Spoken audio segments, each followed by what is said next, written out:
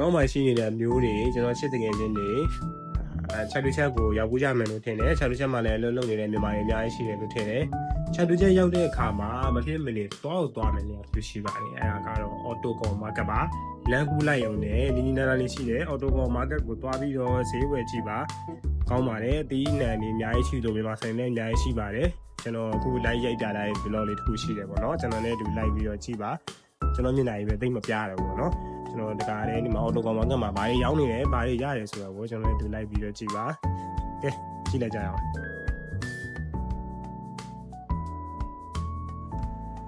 Autocom Market နဲ့ချက်တူချက်နဲ့ကတဲနဲ့ညာပဲလမ်းမှာပဲကွာပါတယ်Autocom Market လာမယ်ဆိုရင် Carpenter ဆိုရင် MRT ပြောင်းလိုင်းကိုလည်းစီးလို့ရတယ်လို့စင်းအောင်လိုင်းနဲ့လာမယ်ဆိုရင်လည်းကျွန်တော်ဒါ BTS ဖြစ်တဲ့အတွက်ကြောင့်မို့လို့ကျွန်တော်ဒါစာဖန်ကိုင်မှာဖြစ်ဖြစ်မိုးရှင်းမှာပဲဖြစ်ဖြစ်ဆင်းလို့ရပါတယ်ဒါ Autocom ရဲ့ဝင်ပေါက်ပေါ့နော်ကားရလို့ရတယ် parking တွေလည်းအများကြီးရှိပါတယ်ကျွန်တော်လည်းဈေးထဲမှာလိုက်ပြီးတော့ကြည့်ပါခင်ဗျအခုဗီဒီယိုမှာတော့မြန်မာဝန်ထမ်းတွေရှိတယ်ဒါတန်း3 final ဆိုင်တွေပေါ့နော်ကျွန်တော်အဓိကဦးစားပေးလိုက်ပြမယ်ဒီဗီဒီယိုထဲကဒါအေးဖြော်တယ်ဆိုရင်လည်းဒီမှာဒါ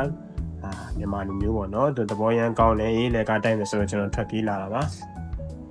ဒီထဲမှာတော့အဓိကတော့အစားတောက်တန်းအနေနဲ့အဝတ်စားတွေပဲပုံများလိမ့်မယ်အသေးနှံနေဒါလက်ဆက်ဆက်ပင်လယ်စာတွေနော်ရေချိုငါးတွေအများကြီးရှိတယ်ကျွန်တော်တို့ရိုက်ပြရင်တော့တော်တော်ဆိုင်နေများတယ်ဒီကအဲ့ဆိုင်တွေကိုပဲကိုဆိုင်မောင်း50ကျော်60လောက်ရှိမယ်လို့ကျွန်တော်ကတော့ထင်တယ်ဒီမှာစားတော့တွေရောအဓိကဖြစ်တဲ့ကြောင့်မလို့ကျွန်တော်တို့ food court တွေရှိပါတယ်ဒီ food court မှာလည်းမြန်မာတွေရဲ့လက်ရတွေမြန်မာဟင်းပုံစံတွေအများကြီးရှိပါတယ်တွားပြီးအားပေးကြပါကျွန်တော်တို့ရဲ့ Autocom ဒီအစားတောက်တဲ့ဈေးဆိုင် market ကြီးရဲ့ကထွက်ရင်အပြင်မှာချမ်းမှာတီးတန့်တာအစားတောက်တန်းလေးတနေရာထက်ရှိပါသေးတယ်ဒီနေရာနဲ့တော်တော်အေးချမ်းပါတယ်လူလာလဲနဲတယ်ပေါ့နော်အဲ့မှာရေကန်တွေရောပန်းချံတွေရောအစုံပဲဝရှိတယ်ပေါ့နော်အဲ့မှာတွားပြီးတော့စားပြီးတော့ပန်းဖြေပြီးတပ်ပုံတွေပါအစားတပ်ပုံတွေရိုက်လို့ရပါတယ်ကျွန်တော်ရဲ့ blog တူလေးကိုအဆုံးထိကြည့်ရှုအားပေးကြတဲ့မိတ်ဆွေတွေအားလုံးကိုအထူးပဲကျေးဇူးတင်ရှိပါတယ်ခင်ဗျာနောက်ဗီဒီယိုတွေမှာကျွန်တော်ပုံမကောင်းမွန်တဲ့ quality နဲ့ပုံမကောင်းမွန်တဲ့နေရာတွေယူကြတဲ့နေရာတွေကိုကျွန်တော်သွားပြီးတော့ဗီဒီယိုလေးတွေကြိုက်ပြီးတော့တင်ဆက်ပေးပါမယ်နောက်ဗီဒီယိုနဲ့အားပေးကြပါဦးခင်ဗျာအားလုံးကျေးဇူးတင်ပါတယ်ခင်ဗျာ